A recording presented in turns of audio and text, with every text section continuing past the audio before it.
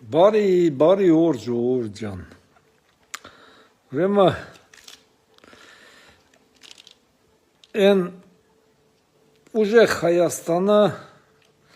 մի խոսքով ընկերոջս թորանը, որ համար առաջինը պետք է լիներ ինքը,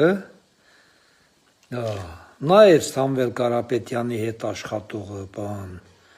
Ալիկ Ալեքսանյանի մասին է խոսքը, այդ մարդուն լրիվ փուրը տվին։ Նա այդ բանում չկար ցանկում, բայց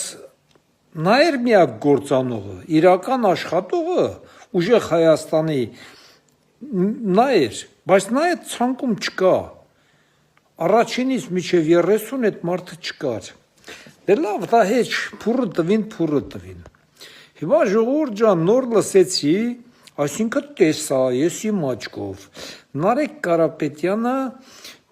մի խոսքով Ստեփանավանի գյուղա գյուլա գարակա բան տաշիրին խոսք էր տվել, որ նրանց համար կոմբայն են առնելու, ցորեն գարի հնձելու համար, էլի։ Ժողովուրդ ջան առել են։ Բայց Նարեկի խոսքից այն հասկացա, որ դա չեն առե գյուղացիներին նվեր տան կամ եսի ինչ։ Դա իրանց համար են առե, գյուղացիների համար ուղղակի գնալու են բերքի ժամանակ աշխատեն ինչ որ մեկի համար բարեգործական, տենց էլի այդ հիմունքներով։ Հասկացաք, չէ՞։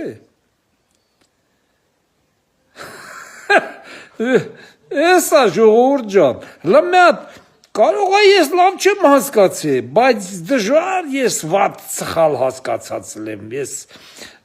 խոսքը հլա բերանից դուրս չեկած, ես գիտեմ մարդը ինչ է ասում, լմյատ լսեք Նարեկին ինչ է ասում, բարեգործական հիմունքներով, որպեսզի նրանց ժողովրդի վրա էժան նստի բան, մենք կոմբայնը առել ենք ու իրանց օգնելու ենք, մի խոսքով կոմբայն են առել իրանք իրանց համար, էլի մարդիկ իրանք համար գործ են տնում, բայց անունը դնում են իբր գյուղացիներին օգնում են, գյուղացիների համար են անում։ Լավ մնացեք ժողովուրդ ջան, ոնց որ են ժամանակ, չգիտեմ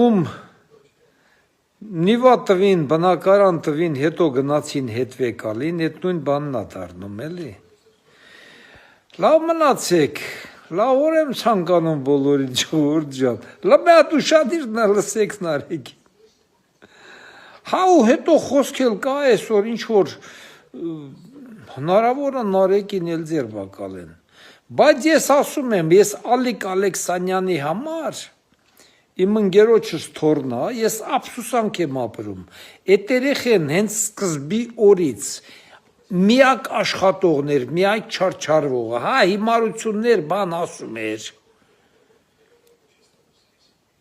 ասենք վարչապետի նկատմամբ, ինձ էլ չէր դուր գալի, բայց այդ տղուն явно փուրը տվին,